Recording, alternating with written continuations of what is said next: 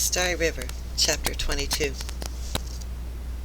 The other villagers sound quite desperate, Madame Chang said from the next table. Somehow her quiet voice could be heard clearly, even despite the guffaws of the Duke's men. It sounds as if they need help. Yes, the Duke said uncomfortably. Too bad, I'm too busy trying to help find missing people instead. Missing people? Master Chow had come over to push Rindy toward the table of the two traders and stopped as he heard the Duke's words. My son is missing. I'm sorry, wrong person. My son is missing. I'm searching for a magistrate's son, the Duke said, with a faint tone of admonishment. Rindy gulped and clutched the cup he was passing to one of the traders, the one with the tiger's paw. The man looked at him carefully as he firmly took the cup away. Of course, Master Chow said, bowing with embarrassment. 2 sons, 1 moon, Mr. Shan said, all missing. How old are these missing boys? The trader called out, ignoring Mr. Shan's words about the moon. Oh, my son's not a boy, Master Chow said, bowing again, but this time with a hint of wistful sadness. Jiming is a grown man, or at least he thinks he is. The magistrate's son is a boy, however, the Duke said with dignity. A young boy, who has probably been kidnapped. Kidnapped? Rindy gasped before he could stop himself. Yes, the Duke said gravely. His father is quite upset. I'm conducting this search as a favor for him. It seems it needed the attention of his superiors. The magistrate has already decreed that anyone found with the boy will be arrested and punished. But his men have found nothing. Poor fellow. His worry has made him into quite a different person. One day, I came over unannounced to find him shouting and roaring like a tiger. I even overheard someone calling him Magistrate Tiger. Magistrate Tiger? Pei asked. Her eyes widened, and Rindy felt as if a hot iron shirt was being tightened around him as Pei continued, But he's in the story. Story? Duke Che asked. Well, there's a story about a tiger that has this magistrate. But there's a story about a tiger that this magistrate should probably hear, Madame Chang said before Pei could say anything else. She looked at Rindy out of the corner of her eye. Would you like to hear it? Why not? Duke Che said. We must let the horses rest for the evening anyway. Oh my gosh. Ooh, this is exciting. Okay. Sorry, a serious read, but I'm getting excited. The story of the white tiger. Long ago, when mountains wandered regularly, and before the 6 suns appeared in the sky, a tiger terrorized a village. This tiger was no ordinary tiger.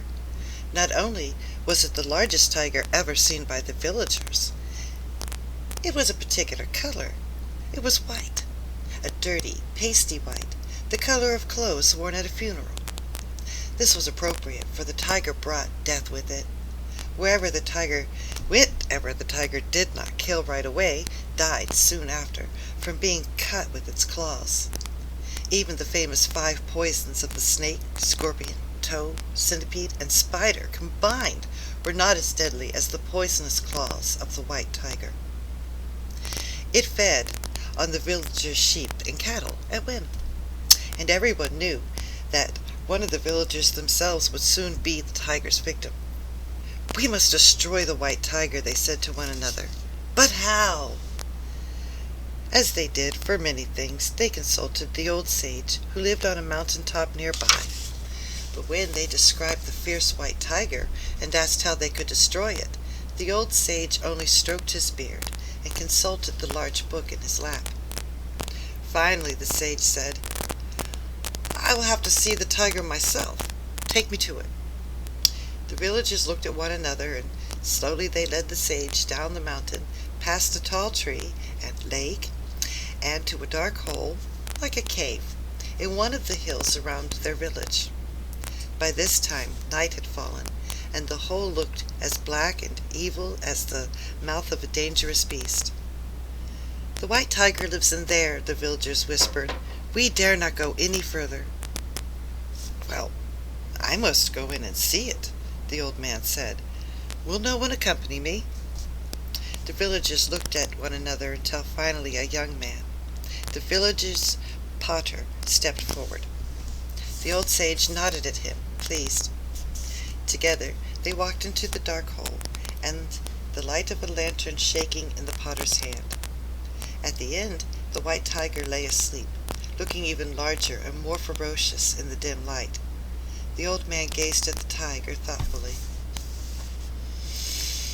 "It is as I thought," he said. "See how the stripes on his forehead make the symbol for the word Wang? A symbol of power. It is impossible for you to destroy this tiger." "Then we're doomed," the young potter cried. The sage held his fingers to his lips to quiet the man and led him out of the cave to their village. Villagers gathered around them, only to wail in despair as the sage repeated his words. "But the tiger must be killed," the villagers said. "How can we save our village?" "I can help you do that," the sage said, "but I'll need a baby." "A baby?" the villagers said. "For what?" "For the tiger," the sage said. It will not be harmed." His words brought the village to an uproar. A baby for the tiger! The sage was crazy. No one would give up a child to the tiger, no matter what, the sage said. The baby could just be an easy meal for such a wicked beast. Finally, the potter spoke up. "We will not sacrifice a baby to the tiger," the young man said.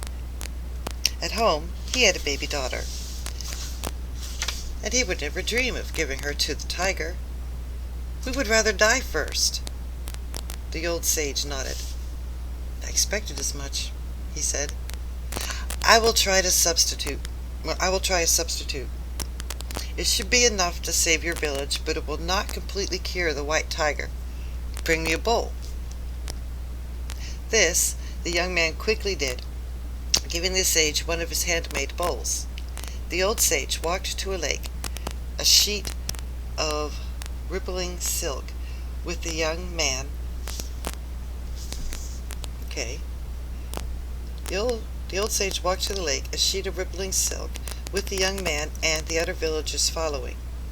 At the lake's edge, the sage picked a tall blade of grass, with a drop of dew hanging from it, like a tiny crystal berry. In the moonlight, the water droplet turned a sparkling silver, and the old man cast it into the lake. The villagers could not help crowding around the old sage as he bent over the lake water.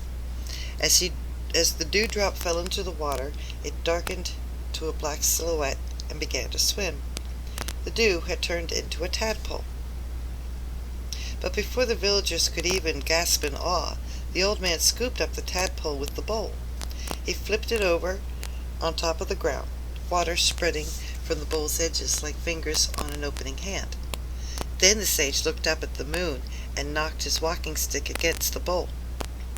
The thick, dark bowl cracked into pieces as if it were an eggshell, and under the broken pieces something wriggled.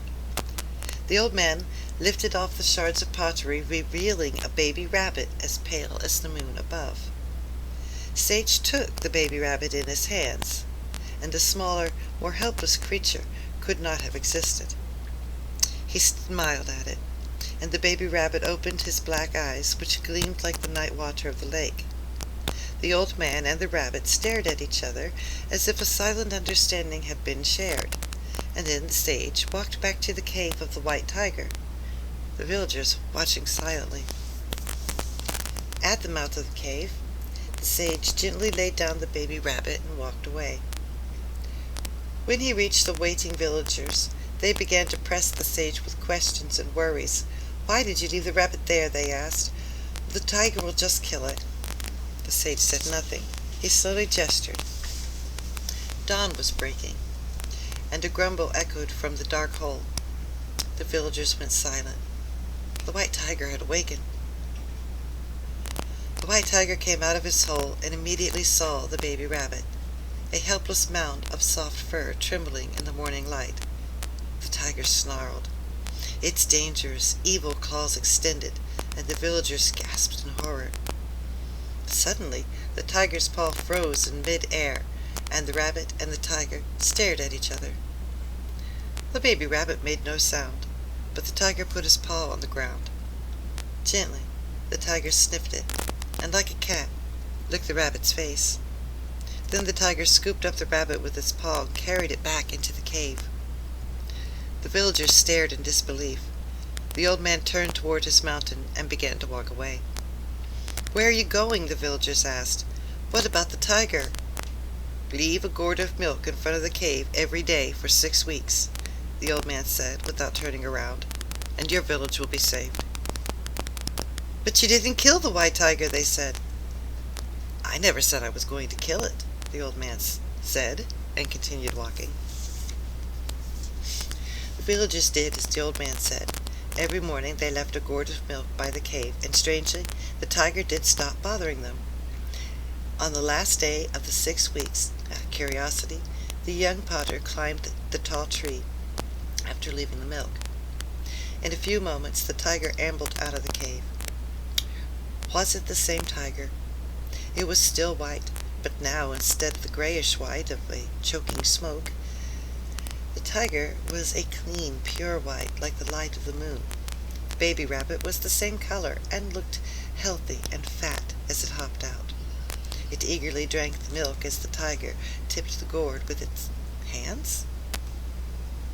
The man thought he saw fingers instead of claws on the tiger's paws.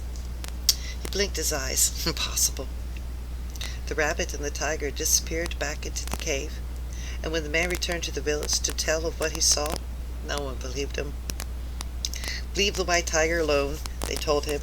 "With any luck, it'll just disappear." And it seemed that the villagers' wish was answered. The potter was the last to ever see the tiger and the baby rabbit. Villagers began to forget about the white rabbit, or the white tiger, only mentioning it as a whispered story. But about 9 years later, a group of village children, including the potter's daughter, ran to their parents, shouting with excitement. "We were playing in the tall grass by the lake," the oldest boy told his mother, "when a huge snake slithered from the grass, hissing. It was going to attack me," the potter's daughter said to her father, her eyes round. "Everyone screamed and screamed. And then, out of nowhere, something rushed out, grabbed the snake, and threw it away." The boy continued, his words becoming shouts. "The thing that threw the snake! I think it was a monster." "Yes," another girl said, almost sobbing. "It had human legs and arms, but its head and chest looked like a tiger." "It even had a tiger's tail," another boy said. The parents did their best to calm the children, but they looked at one another with worry and bewilderment. A monster? Half man, half tiger? What kind of strange beast had come? They would have to hunt it down and destroy it. But the potter, now a bearded, old-aged man, wondered, "Before we try to kill it," he said to the villagers, "let us ask the old sage who lives in the mountain." Villagers agreed, and they again traveled to see the old sage. When they asked him if they should kill the beast, the old sage looked quite annoyed. "You want to kill the white tiger again?" he said, disgusted. "I told you this was the only way to save your village." "But if this beast is the white tiger," the bearded man said, "how can we save our village from it?" "Fools! All of you," the sage said. "You do not need to save your village from the white tiger. The white tiger will save your village." "But how?" the villagers began. However, the sage turned away, muttering to himself, "I believe that I will have to start limiting these questions. I think next century I will start asking only one a decade, or maybe once every 99 years. The villagers returned home, and for the second and for the next 9 years, sightings of the strange beast continued. One time, it saved a raft full of children from drowning in the lake. Then it cleared boulders that had fallen in a landslide. And it carried a lost calf back to the herd. Each time the beast was seen, the description of it changed. It didn't have a tiger's tail. Its chest was human hair, not fur, and its head was like a tiger. One day, the potter, his beard now gray, returned from a journey with a new kind of clay he was excited about. He wasn't sure, but he suspected it would be able to make pots and bowls that would be pure white and painted as never before. He was in such a rush to return that he almost did not see his daughter as he hurried into the wilderness that lay before the entrance of the village. She seemed to be alone, except for a rabbit in her arms. "What are you doing here?" he asked her. "Waiting for you," she said, but her pale moon-colored face flushed. She set down the rabbit and walked her father back to the village. The potter looked at her. She had always been different from the other village children, always quiet, as if she is constantly listening to whispers in the wind. His head filled with questions, but he said nothing. However, he did not have to wonder long. One day, as he was working on a new bowl design, his daughter walked into the village, with one hand holding the jade-white rabbit and the other holding the arm of a strange young man. The young man was, by far, the strongest and handsomest man the villagers had ever seen. There was something striking about him. He had powerful, magnetic air, and all stared and gathered around him. He would like to make his home in the village, the young man said, promising to be a hard worker, to help all who needed it. And also, while he had nothing more to give but his pet rabbit, the man said, as he bowed humbly before the gray-bearded man, he would be honored to marry the potter's daughter. At that, the village maidens looked at the potter's daughter with jealousy, while the rest of the villagers burst into cheers of welcome. All rejoiced at having such a noble, valiant young man in their community, except for the gray-bearded potter. He had noticed what the other villagers had not. "That is an interesting scar you have," the potter said, motioning to the faint mark on the young man's forehead. "It looks like the symbol of power." "Yes," the man said, "I've always had it." The graybeard said nothing for a long moment, and his daughter's hopeful eyes dimmed. But then he began to paint a rabbit on the bowl he was working on, and her smile shined with joy. He looked at her and nodded, welcoming the man into his family and the village. "The mark of power! He was Wei Yi!" Pei whispered. Oh, I made her excited, though. "He saved the village by shooting down the suns. That's why he was so powerful."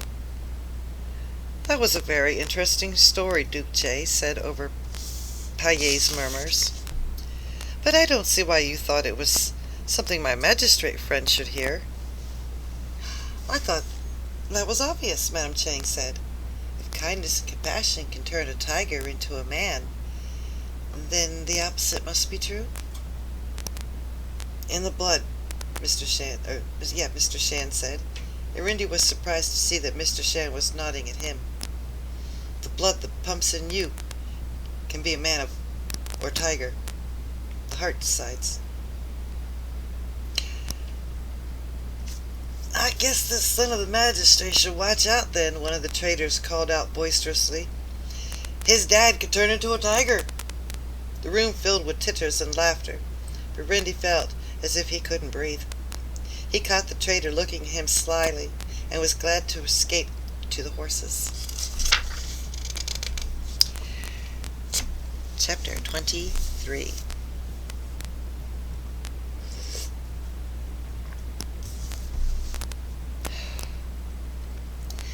Since the Duke's horses took up all the room in the stable, Rindy was forced to leave the trader's animals tethered to the picket outside. The traders also had horses, which was unusual, as most merchants had donkeys with carts or heavy-laden camels. But Rindy did not have much time to think about it. Collecting enough water for all the horses and the new guests kept Rindy so busy that he didn't even have time to get his own dinner. But he didn't mind. He wasn't hungry, and he preferred not to return to the dining room. Still, the tightness inside him did not loosen much. Duke Jay's appearance had been a shock. Now, instead of wishing to stow away one of those carriages, Rindy hoped the Duke would just leave quickly without him. He closed his eyes and sighed, and he left the stable feeling confused. He was not the only one confused. As he shut the stable door behind him, Rindy saw the outline of a shuffling figure against the setting sun, the croaking sound of a toad making accompanying music. Mr. Shan was beginning to walk across the bare stone plain. "Mr. Shan!" Rindy said, running to him. "What are you doing?" "I'm trying to remember," Mr. Shan said. He pressed his finger against his bearded chin. "Without the moon, I've forgotten everything. I even forgot that I forgot." "Mr. Shan," Rindy had said, concerned. "What's he only saying? What was he saying? Was he crazy?" "I had forgotten. I lost it until she reminded me," Mr. Shan said, staring into the distance with eyes that did not see Rindy. "I have to find it." Rindy followed Mr. Shan's gaze into the miles of the stone field and an empty stretch of shadows. The toad, its eyes bulging from Mr. Shan's pocket, stared. The sky made a mournful noise, the first lonely echo of the night. "You shouldn't go out there now," Rindy said, taking Mr. Shan's arm. "Let me take you home." "Home," Mr. Shan said absently. "I have not had a home for a long time." Yet he allowed Rindy to turn him around and lead him back to the winding street. Mr. Shan offered no more strange words, and except for the toad's occasional song and the hollow thumping of Mr. Shan's walking stick, all was quiet. But Rindy was filled with questions. He couldn't believe that Mr. Shan, who knew the answer to the problem of the snails, who Miss Madam Chan held in high regard, was crazy. But his words didn't make any sense either. Wasn't the house Mr. Chan lived in his home? Was it Madam Chan who reminded him what he had forgotten? What was it he was looking for, and what did it have to do with the moon? Mr. Chan's small house near the end of clear sky seemed no different from any other villagers, which was probably why Rindy had only glanced at it before. The rows of scalloped tiles that make up the roof looked more like tree ear mushrooms than stone. Grass and weeds, yellowed from lack of water, grew between the rough-hewed rocks of the walls. The shadows that fell from the dimming light seemed to make the house disappear into the sky, but there was nothing unusual about it. "Mr. Shan," Rindy finally said as they reached the front of the house, "what did you mean about the moon?" "The moon," Mr. Shan said in his vague way. "Moon means peace. It is the image of harmony and peace." Rindy tried again. "You said without the moon you forgot everything. You said that you didn't have a home." "Yes," Mr. Shan said. "You cannot have a home without peace." The night groaned, and Rindy gave up. Mr. Shan lit a small lantern outside his door. As Mr. Shan stepped over the raised doorway, he looked at Rindy, the flame in his lantern looking like a small blooming flower. "You want to go home, Rindy?" Mr. Shan said. "You should go." Rindy turned and walked back to the inn, full of more questions and confused thoughts. When Mr. Shan had bidden him off, Rindy had looked beyond him to his house, visible by the lit lantern. The house that had been completely empty. There was not a table or stool or bed. The only thing Rindy had seen in that bare room was the blue cloth bag that laid forlorn in the corner. Perhaps that was where Mr. Shan kept his money.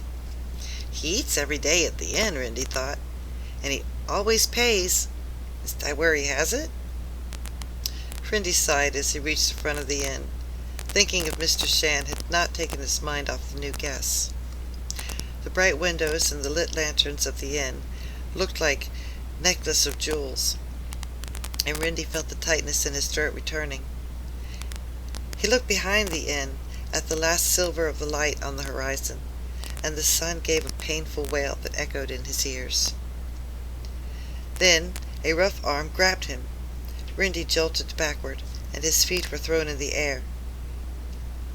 Before he could think to yell, a large hand clamped over his mouth. A voice snarled in his ear. "Got you!"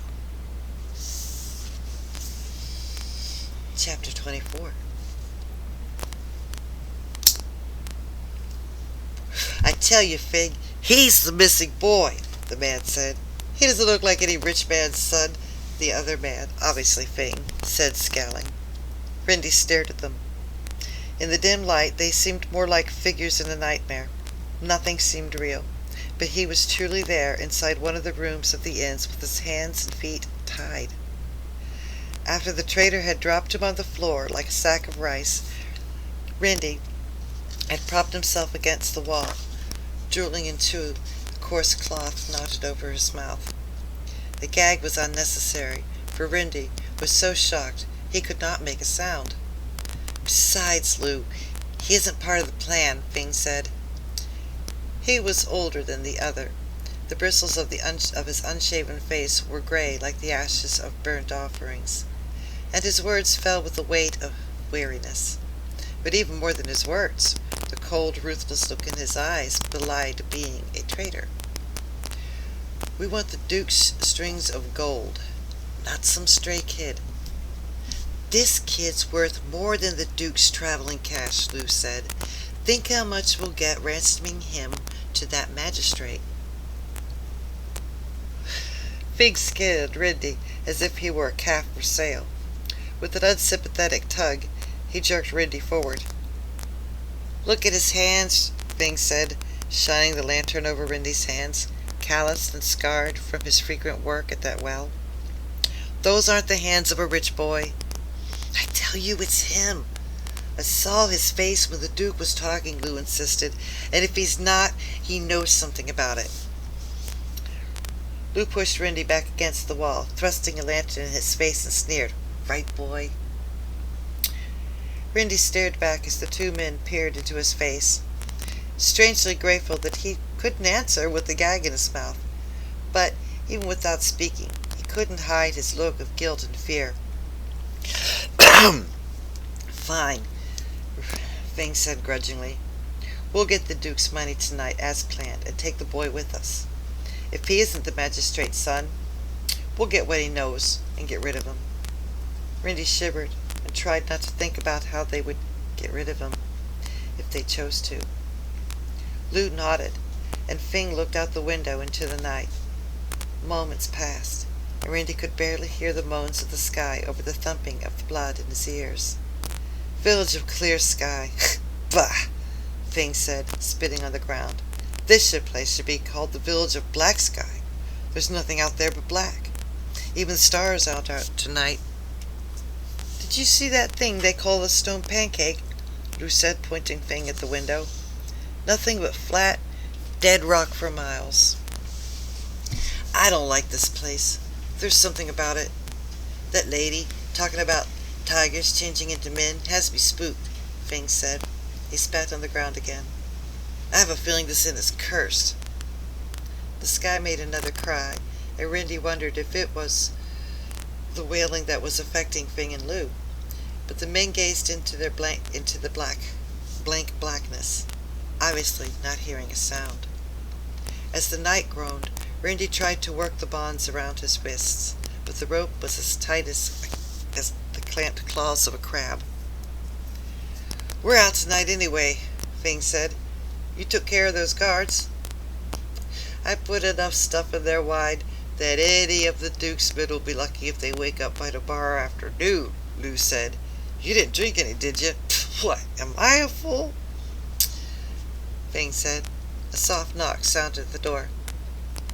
Quick, said Fing, cocking his head. Hide the kid. Rindy was thrust into the corner of the room behind the door. Lou piled their coats on top of him. One sound out of you, he hissed, and you'll be sorry, rich boy. Rindy gulped. As the door opened, he could only see the worn, dirty, embroidered goldfish of Pei's slippers. My father wanted to know if you needed more oil for your lanterns, Pei said. He can bring it up with your night wine and snack. We didn't order any night wine, Fing said. It's complimentary, Pei said, as if she were reciting. To thank our guests for visiting the end of clear blue sky. We hope to see you again. Oh, Lou said, clearly amused. All right then. But you make sure it's a fresh jar of wine. We don't want that same stuff that was served at dinner, do we, Fing? Fing didn't answer. He seemed much more interested in something else. He stepped forward. What's that on your forehead? Fing asked Pei. Why do you have the Wang symbol written there? It's protection, Pei said. I know, Fing said. But it's not the day of 5 poisons. Why do you need protection now? I'm not supposed to talk about it to guests, Pei started, her voice quavering. Tell me, girl, Fing growled impatiently. One of the 5 poisons is here all the time, Pei said in a scared whisper. The noxious toad. It haunts this place. Noxious toad, Fang said. The toad with blood eyes, with the poison vapor. Yes, Pei said, her voice almost impossible to hear. If you breathe its poison, you die. Underneath the coats. Rindy wrinkled his brow. What was Pei talking about? The noxious toad of the day of 5 poisons? The only toad that played them was the one Mr. Shan played with. Was she trying to give him a message? But how could she? Pei didn't even know those traitors were thieves and kidnappers, much less that Rindy was tied up behind the door. Should he try to warn her? Maybe she could get help. The night made a sad whimper, and Rindy was silent. Small Pei was no match for these men. Anything they did would put her in danger. Anything he did would put her in danger too. The wine, Lou said. You're not giving us that wine for hospitality, are you?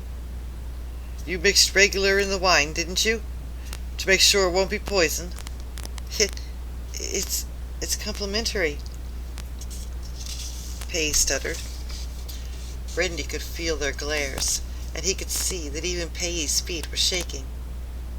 Tell your father I want that wine quick, Fing said, finally in a voice so cutting Rindy could imagine it drawing blood. A fresh jar, remember, now!